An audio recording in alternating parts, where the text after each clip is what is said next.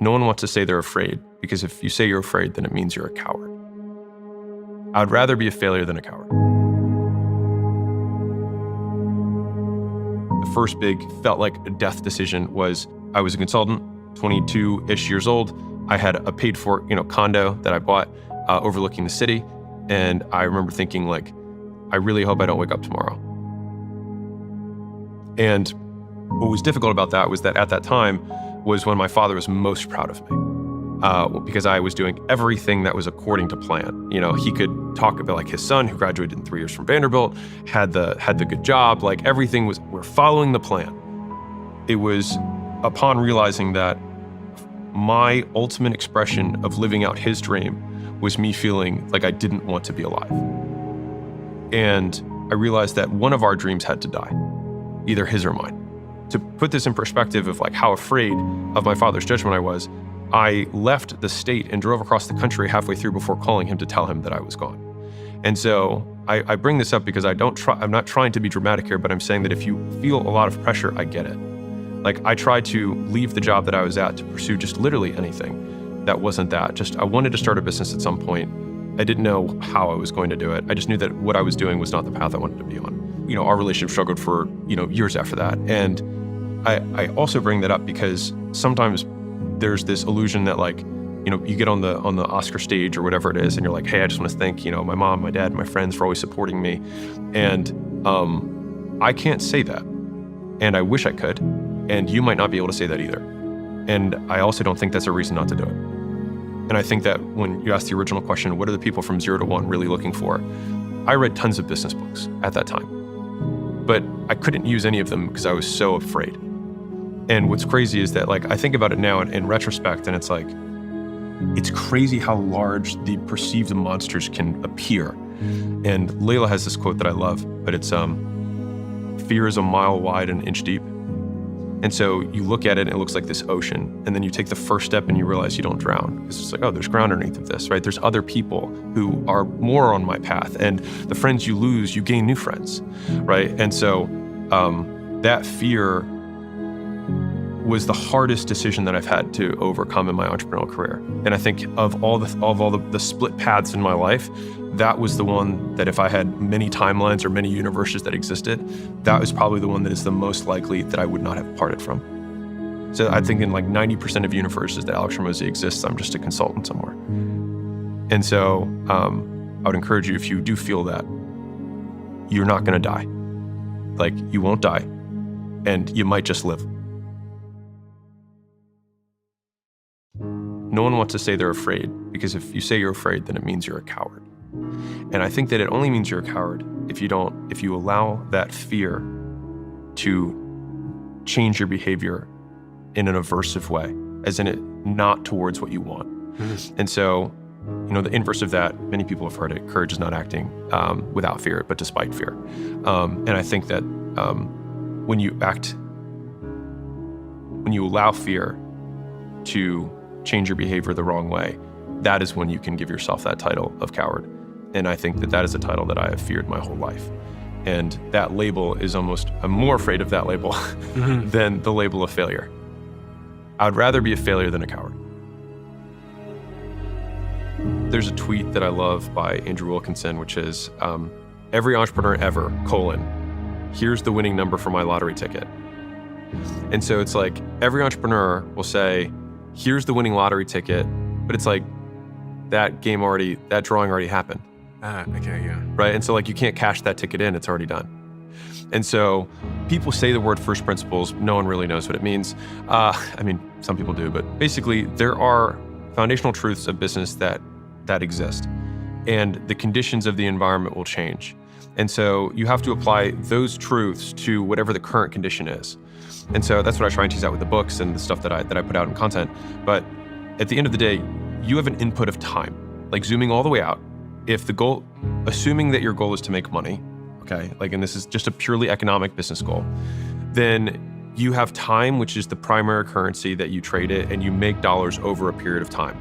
And so I tend to reject the idea of never trade time for dollars or anything like that, because everyone trades time for dollars. It's just some of us are more efficient at it than others.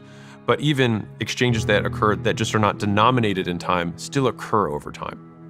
And so you have this foundational unit of time, which you're going to give in. What we're seeking is the highest return on that time.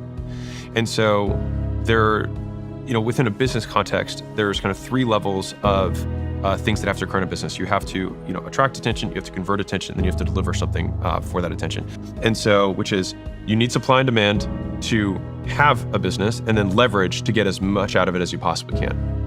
And so, when you're looking at the assets that you have, assets can also be skills, resources, what you have available to you. Now, if you have nothing, then all you have is your brain, your hands, and the time that you have that you can put towards learning something, which is why I'm a big fan of skill acquisition as one of the primary things that you can do is educating yourself. And not formally educating, but informally or alternatively educating yourself on super tactical things.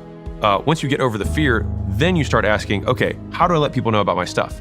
And what do I let them know, right? And so you have to have something to sell, which is the offer.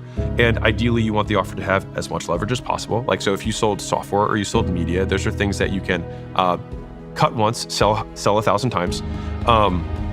If you have a conversion mechanism, it's like you can't have it be automated like a checkout page or some sort of video sales letter or something like that where people just buy without a phone salesperson. If you add a phone salesperson, there's less leverage. Not to say that's wrong, but you want to have the highest leverage opportunity. And then from the deliverability perspective, I kind of talked about deliverability first, but from the advertising perspective, if you reach out to people one-on-one, that's lower leverage than being able to make one piece of content that 1 million people see, right? And so over time, you go from low leverage to high leverage, where you have the same inputs, but you just get significantly more for your output. And that fundamentally is like, if we're reasoning out from first principles, how do I get said differently, the question that someone I think is really asking is, how do I get the most for what I put in? And you have to reason within your current context of your skills and your resources and your assets in order to derive that solution for you. Business ideas typically come from one of 3 Ps. So it comes from a pain that you're currently experiencing, a past profession, so the thing that you just quit or some of the jobs that you just quit, or a passion. So it's something that you're inherently interested in that you would spend your time doing anyways. Some skill that you learned while you were in the workforce, which, by the way, is one of the most proven ways of making money, because the economy has already showed you that people are willing to exchange money for that specific job. And so in the world of gig economies and solopreneurs, every business can be dismantled into just jobs being done, and all of those jobs can be fractionalized. So anybody, like, we look at any business, you've got sales, you've got marketing, you've got customer success, you've got customer support. If you want to differentiate that, you've got product, you've got design, you've got web pages. There's so many different components to a business. You just need to learn one of them. And then it's like, boom, you have a skill that you can trade for money that you don't have anybody else to report to. And then pain is usually, I think, in some ways, sometimes one of the biggest drivers is like, you had an eating allergy and you couldn't find pancakes that dealt with your specific eating allergy. And you bet that there's a decent amount of other people with that allergy that also like pancakes.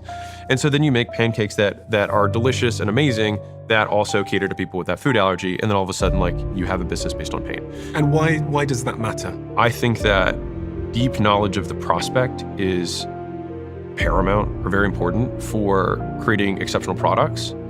And you can either do that by doing a ton of research or by being the prospect.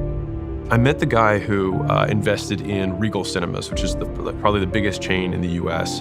And it was when there was a guy who had just one theater, and it became, now obviously COVID has disrupted that business, but for 20 years, whatever, they crushed. And he said, it was so weird to say that, cinemas are gonna make a comeback, because they'd kind of been on a downturn or something like that during the time that he was making the investment. And he said, the reason I decided to invest in it was because this guy knew everything about the business down to how much the cost of a kernel of popcorn was. And he just knew it so like the back of his hand that he was like, this guy can't fail. Like, he just knows too much about this business to not have it work. And so he investing in, making $1 gazillion. And so, but I think that deep understanding, and if you look at all of these, the passion things, you'll have deep understanding because you're spending all of your discretionary time pursuing this passion. The pain, you have a deep understanding of the problem and the prospects going through it because you've experienced it probably for years. Now, the professional one, I would say, is a bit of a shortcut, because if you're quitting the job, because you don't like it. And then you say, I'm now going to do this for myself. Well, you're okay. The one proven point about that is that one is proven to work from an economic perspective. You will be able to make money doing that because you already have made money doing it. I was talking to, on one of the future episodes of Mosey Tank that's coming out, we have a guy who's, he loves Dungeons and Dragons. So he's an IT guy and just loves Dungeons and Dragons. And he was like, I just want this to make enough money that I don't have to do IT anymore. But it was so pure, you know what I mean? And so I was like, we're gonna help you do this. And so we kind of walked through the business plan for it. But like, is he going to be a billionaire? No, but I also don't think that's his goal. And so I think being really clear on what you want is important. So if you're like, I want to be the richest person in the world, I think it's a terrible goal, but if you want that, great. Well, you have to have a multi-trillion-dollar idea because by the time that occurs, there's already multi-trillion-dollar companies now. So you got to be looking at like deca-trillion-dollar opportunity. And so, believe it or not, basically the bigger the goal, the narrower the scope of the paths to get there. If you're like, I want to make $10 million, I'm like, you can literally do that in almost any business. You want to make $100 million? Probably still almost any business you can do it. On a long enough time horizon, you can do it. A trillion or deca-trillion, it's going to be some sort of tech. It's probably going to have some sort of AI.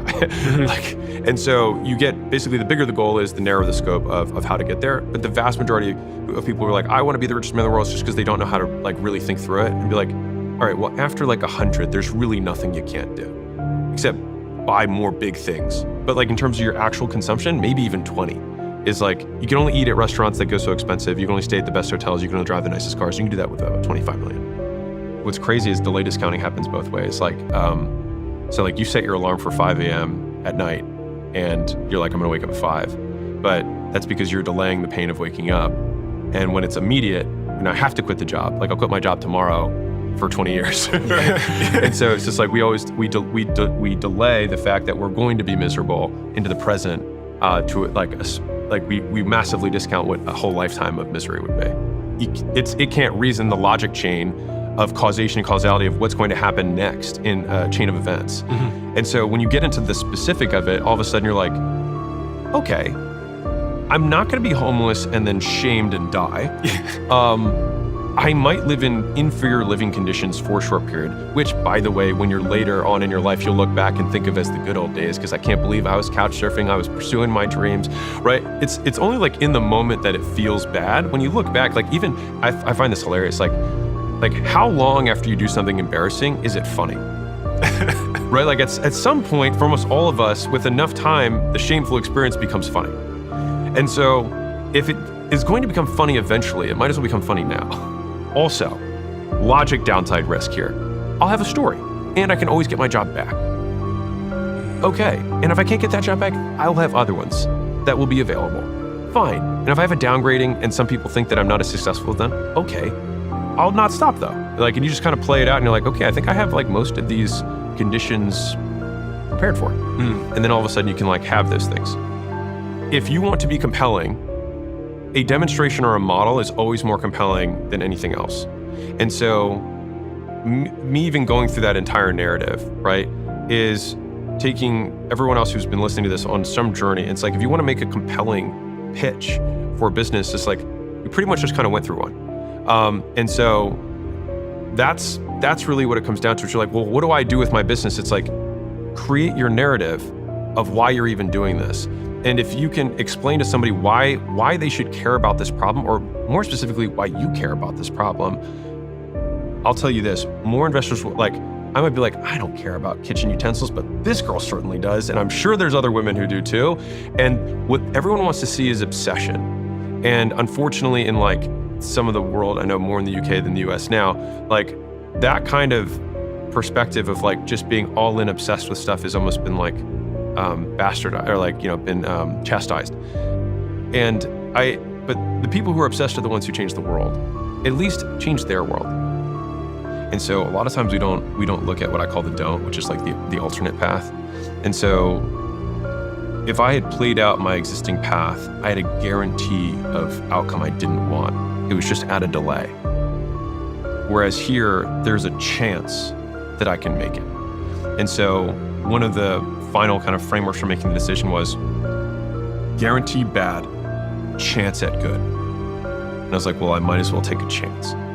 And I strongly encourage thinking about playing it out. And so what I mean by that is, like, I think fear exists in the vague, not in the specific. And so when you say, I'm going to quit my job, and then what if this doesn't work? I'm going to failure, tons of fear.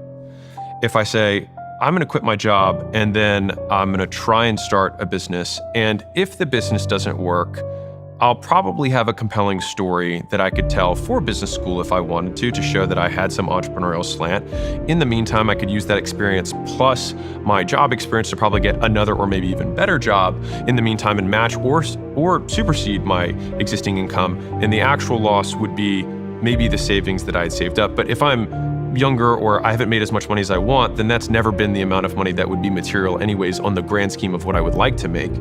And in terms of living situation, I will, worst case, go back to my parents' house with my tail between my legs or sleep at a friend's couch because I have enough people that would be willing to put me up in a garage if I had to. And so it's like, okay, so my actual worst case scenario is just like, I have a cool story and maybe some shame that is self-inflicted because it's not like no one else cares really. But it's self-inflicted shame and maybe a detour or a different story that I have to tell later on in my career. Not as much fear there, right? But like the first one, like I'll fail, everyone will hate me, and I'll die. Basically, anybody who's listening, the harder it is for you to break free of whatever kind of mental prison you've made for yourself, whether that's real or just in your head, the more compelling your story will be when you break through it.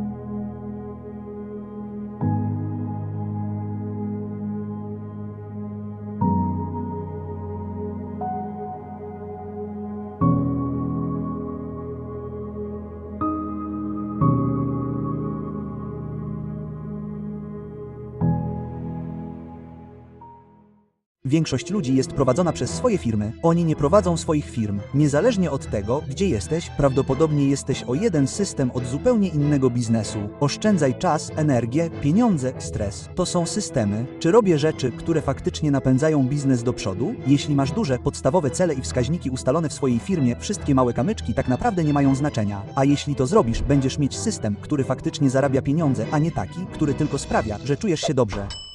Cześć, jestem Cody Sanchez i witam ponownie w podcaście Big Deal. Dzisiaj oto prawda, większość ludzi jest prowadzona przez swoje firmy, oni nie prowadzą swoich firm, więc jeśli chcesz postępować zgodnie z radami większości ludzi na YouTube lub w internecie dotyczącymi budowania systemów w swojej firmie, oto rzecz. Stracisz dni, tygodnie lub miesiące, pieniądze, a może nawet swój umysł. Więc zamiast tego zmęczyłem się słuchaniem tego wszystkiego i zamierzam dać Ci moje systemy, których możesz użyć, aby zacząć systematyzować swój biznes w ciągu godziny. I nauczę Cię tego wszystkiego w mniej niż 20 minut. Wiem to, ponieważ prowadzę portfel biznesów i zajmuję się kapitałem prywatnym od ponad 15 lat. Kapitał prywatny to miejsce, w którym prowadzimy najbardziej dochodowe, zorientowane na system biznesy, jakie istnieją. Wiele osób może powiedzieć, że są zorganizowane i mają systemy, ale czy systemy przynoszą im pieniądze? Więc mogę Ci obiecać jedną rzecz. Jeśli wdrożysz systemy w swojej firmie, jedynym żalem, jaki będziesz mieć, będzie to, że czekałeś tak długo, jak to zrobiłeś. Myślę, że to jest najważniejsza rzecz, której uczymy tysiące przedsiębiorców każdego roku, która zmienia wynik ich biznesu. Więc to nie jest rada, to Twój system. Najpierw porozmawiajmy, zanim powiem Ci, jak to zrobić. Porozmawiajmy o tym, jak większość ludzi robi to źle. Po pierwsze, skupiają się na tworzeniu mapy procesów dla poszczególnych rzeczy, które robią w swojej firmie. Oni robią to, co ja nazywam zaczynaniem od małych rzeczy, a potem tracą wszystko. To tak, jakby powiedzieć, chcę zbudować kaplicę cysteinową, a potem mówisz, pierwszą rzeczą, którą zrobię, będzie wybranie świec, które chcę umieścić w budynku. Zdecydowanie za małe. Gdybyś to zrobił i wykonał inżynierię wsteczną od świec aż do fundamentów, nigdy byś tego nie zrobił. zrobił. Najpierw musisz zacząć od dużych części lub tego, co nazywamy wizją wyższego poziomu. Następnie, po drugie, są obsesyjnie nastawieni na doskonałość i superszczegółowość. Więc każda osoba, której przekazują swoje systemy, może to zrozumieć, odtworzyć, a następnie prawdziwy problem sprawiają, że sami wykonują całą pracę, zamiast aby ich zespół wykonywał pracę. Więc co zrobimy zamiast tego? Będziemy postępować zgodnie z moim procesem w sposób wyraźny i sprawimy, że będzie to tak proste, że twój V1 może mieć wirtualnego asystenta, który to zrobi. Okej, więc w mojej firmie uważamy, że potrzebujesz 5 rzeczy, aby prowadzić odnoszącą sukcesy firmę. Nazywamy to twoją mapą drogową jasności i pewności. A 5 rzeczy to wizja, aby widzieć dalej.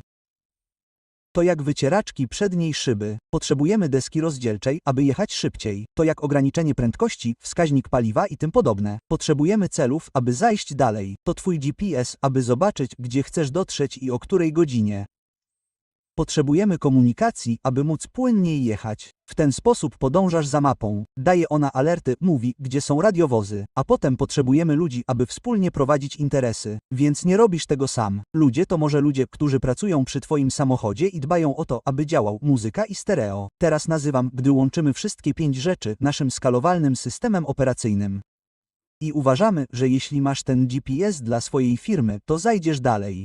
Więc GPS zaczyna się od planu gry. Pomagamy ci ustalić twoją wizję, to, co nazywamy planem gry dla twojej firmy, twojego życia i twojego zespołu. Jeśli nie masz ustalonego celu, trudniej tam dotrzeć. Następnie P oznacza ludzi. Pomagamy ci otaczać się operatorami, łowcami transakcji, partnerami kapitałowymi i doradcami, którzy faktycznie kupili i rozwinęli biznesy, a nie tylko o tym mówili. A następnie pomagamy ci budować zespół zgodnie z twoim planem. Następnie system, to tutaj się integrujesz.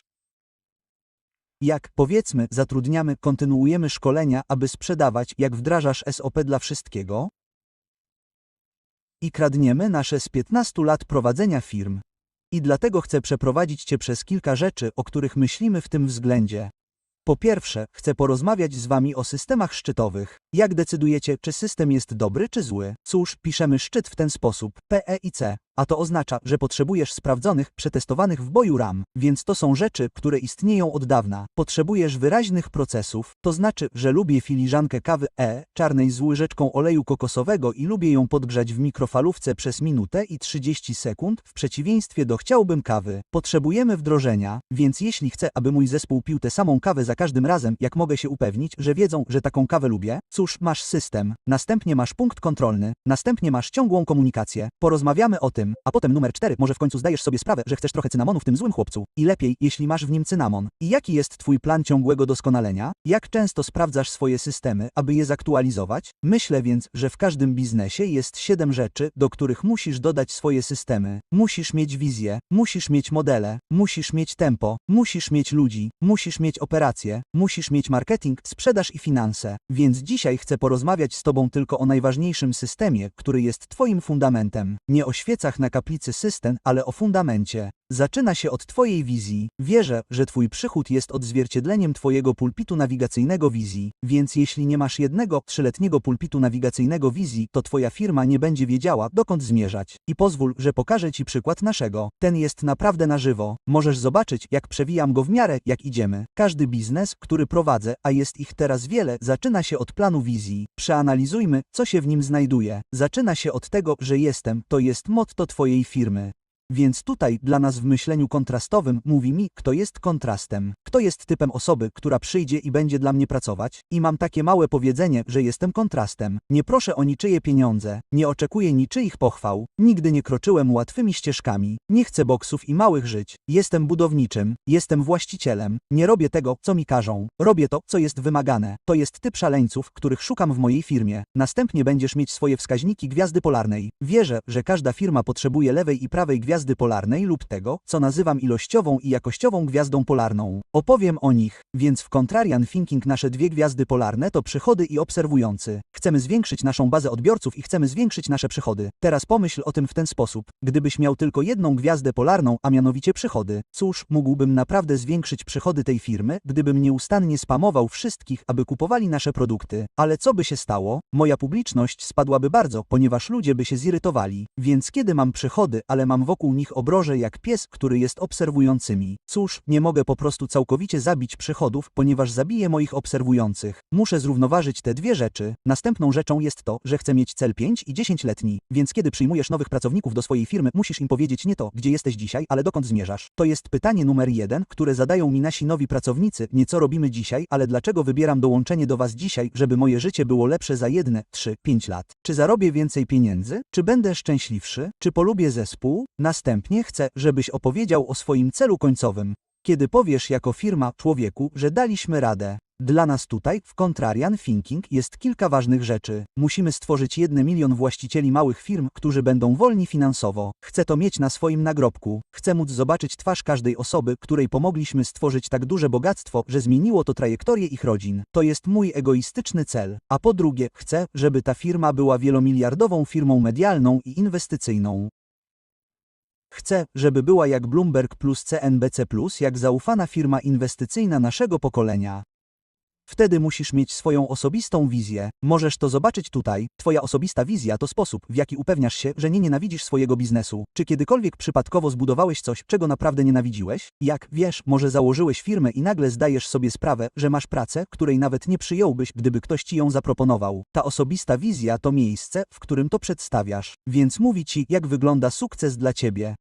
Ja nie lubię zdalnych biznesów. Naprawdę lubię prowadzić firmę osobiście. Myślę, że taka intensywność zespołu jest o wiele fajniejsza niż niekończące się spotkania na Zoomie. Więc dla mnie moja wizja była osobista w dużym biurze. Możesz zobaczyć część tego za nami. Budowanie z grupą ludzi, których naprawdę cholernie lubię i że nie muszę mieć w swojej firmie osoby, której nie lubię. To było dla mnie naprawdę ważne. Następnie będziesz miał swoje wartości. Więc co reprezentuje twoja firma? W myśleniu kontrarianina mamy 13 podstawowych wartości. Dlaczego 13? Ponieważ odkryłem, że cięższa praca sprawia, że masz więcej szczęścia, więc sami kreujemy nasze szczęście. Potem mamy motto. Czym się kierujemy? W naszym przypadku jest to dominium, co po łacinie oznacza własność. Wierzymy, że ludzie powinni być właścicielami swojego życia i decyzji. Cel. Co tu robimy? Pomagamy większej liczbie osób stać się wolnymi finansowo. Jaki jest twój cel? A potem widziałeś część o tym, że jestem kontrarianinem. Teraz w końcu, tutaj, przechodzimy do naszej trzyczęściowej strategii i ram. Teraz ta część jest naprawdę ważna, wy, ludzie. Zajmie to dużo czasu. Kiedy prowadzimy nasze warsztaty, myślę, że poświęcamy najwięcej czasu na nasze awatary. Więc komu sprzedajesz? I twoje koło zamachowe? Jaka jest twoja nieuczciwa przewaga? Możesz zobaczyć naszą tutaj. Dlaczego wchodzę do internetu i robię filmy na YouTube? Wiesz, czasami ludzie mówią, Cody, jeśli naprawdę jesteś taki bogaty i posiadasz wszystkie te firmy, to dlaczego jesteś na YouTube? I to jest w sumie uczciwe pytanie, ponieważ wiele osób nie robi tego, co mówi, że robi i próbuje zarobić wszystkie swoje pieniądze w internecie. I nie ma w tym nic złego. Myślę, że jeśli zarabiasz pieniądze i pomagasz ludziom, wszystko jest w porządku. Ale powodem, dla którego wchodzę do internetu i robię to wszystko, jest to, że jest to część naszego modelu biznesowego. Jeśli wchodzę do internetu i pomagam innym ludziom wygrywać, to jest to sedno mojego biznesu. Celem mojego biznesu jest stworzenie 1 miliona ludzi wolnych finansowo. To jest cały powód, dla którego to wszystko istnieje. I to tyle. Ale po drugie, jeśli pomogę grupie ludzi kupić biznesy, zgadnij, co zrobią? Przyjdą do mnie po inwestycje w te biznesy. To ogromna wygrana. Kiedy przychodzą do mnie na moje warsztaty skalowania, oznacza to, że mają już biznesy, na które potrzebują więcej pieniędzy, w które być może mogę zainwestować. I wtedy też cały czas o tym mówię. Więc zdobywamy inwestorów, mamy kapitał o odmiennym myśleniu, naszą firmę Venture Capital, w której pozwalamy dużym inwestorom instytucjonalnym inwestować razem z nami. Więc z treści otrzymuję przepływ transakcji, otrzymuję inwestorów i mogę wypełniać naszą misję. To nasze koło zamachowe. Następnie przechodzimy do naszych awatarów. To jest naprawdę bardzo ważne. Moglibyśmy zrobić cały film na ten temat. Dajcie znać, czy chcecie film o awatarach. Po prostu wrzućcie go w komentarze lub napiszcie w recenzjach, gdziekolwiek słuchacie tej platformy. Ale twój awatar to różnica między obsługą kogoś, kto nie zarabia dla ciebie pieniędzy i którego nie lubisz, a obsługą kogoś, kto daje ci tyle pieniędzy, że prawie czujesz się niekomfortowo. A jeśli poprawnie zarysujesz swój awatar, powinien być tym drugim, a nie pierwszym. Na przykład pomogliśmy jednemu z naszych członków w firmie zajmującej się projektowaniem krajobrazu. Miał firmę zajmującą się projektowaniem krajobrazu mieszkaniowego, która miała około 80% przychodów z nieruchomości, prawda? A 20% jego przychodów pochodziło z działalności komercyjnej. Tak więc byłoby to tak, jakbym przyszedł do mojego biura i posprzątał teren, wyczyścił trawę, przyciął ją, podlał drzewa i rośliny, posadził i tak dalej. Ta komercyjna stanowiła tylko 20% jego przychodów, więc zamierzał się jej pozbyć. Skup się na 80%.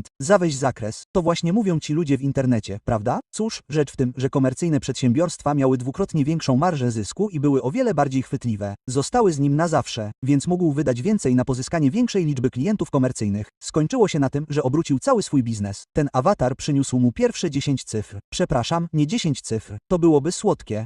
Jego pierwsze 8 cyfr przychodu, jego pierwsze 10 milionów dolarów. I tak, przybicie, awatara awatara jest naprawdę ważne. To wchodzi w twój plan wizji. Następnie przechodzimy do filarów twojego produktu. Co sprzedajesz? Więc tutaj, jeśli próbujemy pomóc większej liczbie osób stać się niezależnymi finansowo, czy wiesz, co sprzedajemy? Cóż, sprzedajemy naszą społeczność, ludzie dołączający do społeczności rosną. Sprzedajemy nasze pojazdy inwestycyjne, ludzie biorą od nas pieniądze. Sprzedajemy nasze książki. Widziałeś Main Street Millionaire i chcesz, żeby wszystkie były w jednym miejscu, jak to w twojej wizji, ponieważ nie chcesz, żeby twój zespół kiedykolwiek zgadywał. Następnie schodzisz niżej i jest to po prostu podział twoich produktów. Czy możesz w jednym akapicie naprawdę jasno powtórzyć, co sprzedajesz?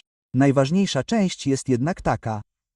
To jest twoja wizja roczna i kwartalna. Jeśli nie prowadzisz swojej firmy zgodnie z wizją roczną i kwartalną, założyłbym, że twoja firma prowadzi ciebie. Więc w twojej wizji rocznej to jest jak, w porządku, jaki jest twój jednozdaniowy plan aspiracji? Naszym celem jest bycie najbardziej zaufaną i śledzoną nazwą firmy na świecie. To jest nasz cel. To jest to, co chcemy zrobić. Teraz mamy też nasze gwiazdy polarne. Pamiętaj o obserwujących przychody, a potem mamy projekty, które naszym zdaniem każdy z naszych zespołów musi zrealizować, aby je osiągnąć. Oto dlaczego to jest takie ważne. Kiedy rozbijesz to na rok i kwartał, czy kiedykolwiek czujesz, że rzeczy wkradają się na twoją listę rzeczy do zrobienia? Jak wiecie, w pewnym momencie myślisz sobie, mam 3 rzeczy do zrobienia dzisiaj, w tym tygodniu, w tym miesiącu, w tym kwartale. Nagle masz ich 50. I co w końcu robimy jako ludzie? Cóż, mamy coś w naszym gadzim mózgu, co lubi odznaczać małe rzeczy do zrobienia. I tak możesz marnować swoje życie przez zajętość. A kwartalny plan pozwala ci skupić się tylko na projektach, które są kluczowe. I zastanawiasz się, czy zespół faktycznie to realizuje, więc pozwól, że pokażę ci, jak to wygląda. Jeśli wezmę mój roczny plan plus mój kwartalny plan i rozbiję to na komunikację w ciągu roku, wygląda to tak.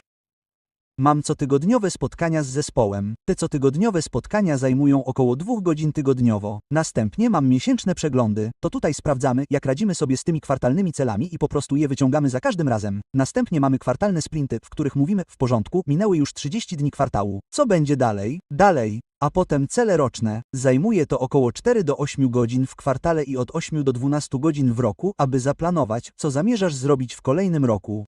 I jeśli to zrobisz to dobrze, zaczniesz mieć taki system. Spójrz, jak wyglądają nasze tygodniowe cele. Każda osoba w zespole ma tygodniowe zadania, które są powiązane z jej projektem, a także jest napisane, kiedy są one wymagane. A potem możesz zrobić to, co nazywa się przywództwem opartym na karcie wyników. Możesz więc mieć kartę wyników, która mówi czerwony, żółty, zielony. Czy jesteśmy na dobrej drodze do osiągnięcia naszych wskaźników? To jest naprawdę ważne. Wiele osób mówi, że to robi, ale tak naprawdę tego nie robi. I dlatego lubię kwartalną kartę wyników, która wygląda tak.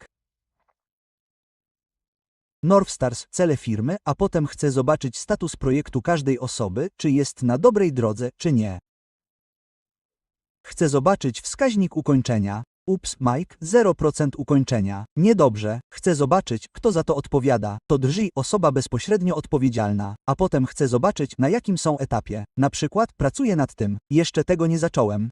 Skończyłem z tym. A jeśli możesz to zrobić w całej firmie, to w końcu będziesz w stanie zobaczyć w każdym dziale, kto jest twoim najlepszym wykonawcą lub dla ciebie i dla siebie, czy robię rzeczy, które faktycznie popchną firmę do przodu. A jeśli to zrobisz, będziesz miał system, który faktycznie zarabia pieniądze, a nie taki, który tylko sprawia, że czujesz się dobrze. Zapomnij o pieprzonych świecach i skup się na fakcie, że jeśli masz zrobione duże interesy, jeśli masz duże podstawowe cele i wskaźniki ustalone w swojej firmie i je osiągniesz, wszystkie małe kamyczki tak naprawdę nie mają znaczenia. W porządku, chłopaki, jeśli podoba ci się ten pierwszy film o systemie operacyjnym, daj mi znać. Myślę, że to zmieni twój biznes na zawsze, jeśli to wdrożysz. A jeśli potrzebujesz pomocy w tym zakresie, to właśnie to robimy. Mamy kwartalne warsztaty skalowania, na których uczymy cię, jak wdrożyć ten plan i umieścić go w swojej firmie. Mamy książki na ten temat. Mamy zespół, który przeprowadzi z tobą rozmowę konsultacyjną, aby zobaczyć, czy możemy ci pomóc. Więc jeśli coś z tego jest interesujące, możesz kliknąć poniższy link, porozmawiać z moim zespołem.